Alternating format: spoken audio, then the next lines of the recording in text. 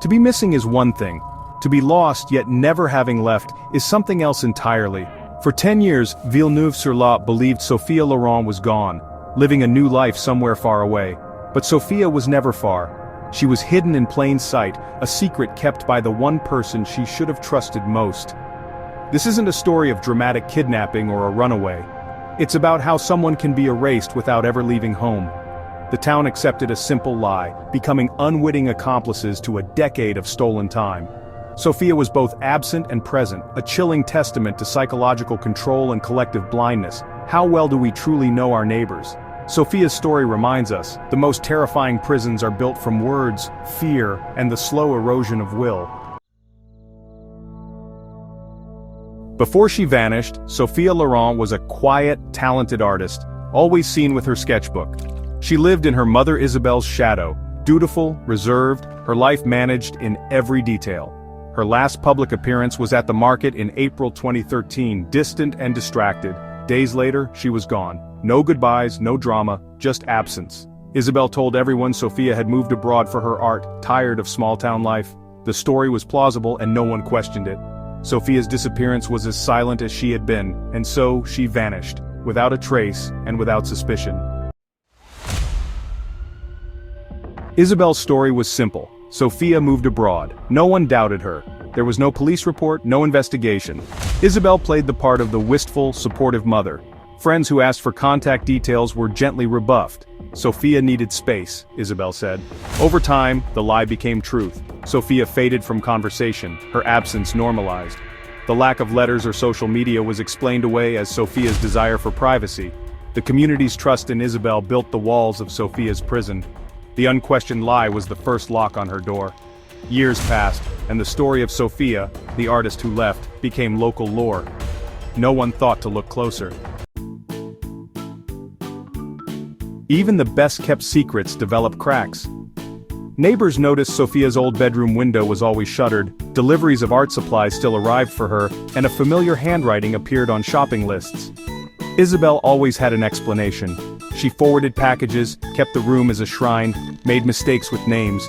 Monsieur Dubois, the grocer, recognized Sophia's handwriting but dismissed it. These oddities were whispers, quickly rationalized, never confronted. The alternative was unthinkable, that Isabelle was hiding something monstrous. So the town chose the mundane over the sinister. The truth remained hidden just out of sight.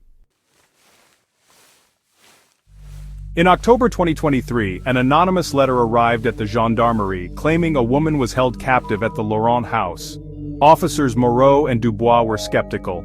Isabelle was respected, her daughter long gone. But the letter's calm certainty unsettled them. They visited the house finding it unchanged, the upstairs window still shuttered. Isabelle greeted them, composed but wary. When asked, she insisted, "My daughter lives abroad, there's no one else here." The officers pressed, sensing something was wrong. The stage was set for the truth to finally emerge. The lie was about to unravel. Inside, the house was spotless but suffocating. Isabelle tried to distract the officers, but Moreau insisted on checking upstairs. At Sophia's old room, the door was locked. Isabelle claimed the key was lost. Officer Dubois noticed a seam in the wallpaper, a hidden door. Behind it a small, dark space. In the corner a pale, frightened woman shielded her eyes from the light. "What's your name?" Moreau asked gently. "Sophia," she whispered. "Sophia Laurent." After 10 years, Sophia was found, hidden behind a wall in her own home. The silence was finally broken. Sophia's prison had no bars, only fear and manipulation. Isabelle convinced her she was forgotten, unworthy, and unsafe outside. Letters from friends were intercepted, read aloud with cruelty, then destroyed. Sophia's world shrank to a windowless room, her only escape through art. She believed she was nothing, that no one cared. Psychologists called it classic coercive control, her reality shaped by her mother's lies. Sophia could have left, but the chains were in her mind. The absence of physical restraint was the most insidious part of her captivity. Why did Isabelle do it? The answer began with a forbidden love. Sophia fell for a musician, her first taste of freedom and self-worth. Isabelle saw him as a threat to her control, forbade the relationship, and manipulated Sophia's fears. She convinced Sophia to hide, just for a while. promising safety.